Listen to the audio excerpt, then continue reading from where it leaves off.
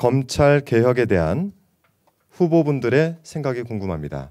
검찰 개혁 이 법안과 관련해서는 제가 검찰 개혁 특위 위원장으로서 이 2단계 검찰 개혁 방안을 마련하고 있습니다.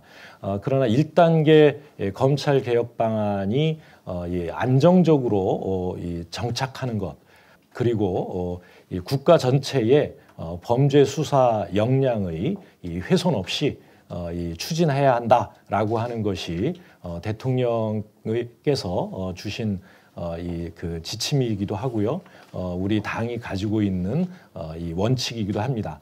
그러한 원칙 위에서 그 검찰이 가지고 있는 수사권과 기소권을 어떻게 효율적으로 분리해서 무리한 기소 수사가 이루어지지 않도록 할 것이냐에 대한 논의를 하고 있는 것입니다.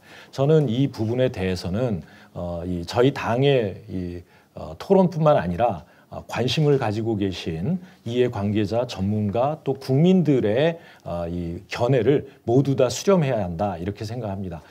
이 입법정책청문회를 통해서 관계자들을 국회에 모두 출석시켜서 그 견해를 듣도록 하겠습니다. 그리고 왜 이것이 필요한지, 왜 제2단계 검찰개혁이 필요한지에 대해서 국민 여러분께 낱낱이 알려드리겠습니다. 그리고 국민 여러분의 이 여론을 확인해서 국민 여러분의 지지 속에서 검찰개혁을 완수하겠다는 말씀을 드립니다. 그런데 현재 우선 1차 검찰개혁에 대해서 그 결과가 그 이전에 20대에서 여야 합의가 아니라 사실은 약간은 변형된 형태로 이렇게 완벽한 수사권 독립을 분리를 시켜내지 못한 형태로 공수처가 이루어졌습니다.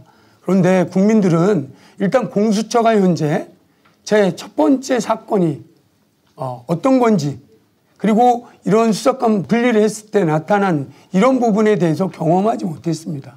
저는 일정 정도 이 안정적인 1차 검찰개혁에 대한 진행들을 지켜보면서 한편으로는 지금 2차 완전하게 수사권과 기소권의 분리에 대해서는 논의를 정말로 심도 있게 해야 되는데, 그것이 지난 1월부터 시작했으니 언제까지 끝나겠다. 저는 이 부분에 대해서는 기간을 올해 안에 끝나겠다 이렇게 하면 또 이제 다른 프레임에 걸릴 수 있습니다. 충분히 우리 당내에서도 그게 도대체 어떤 내용이냐 정확하게 아직도 한 번도 전체위원한테 공유하거나 보고하거나 한 적이 없습니다.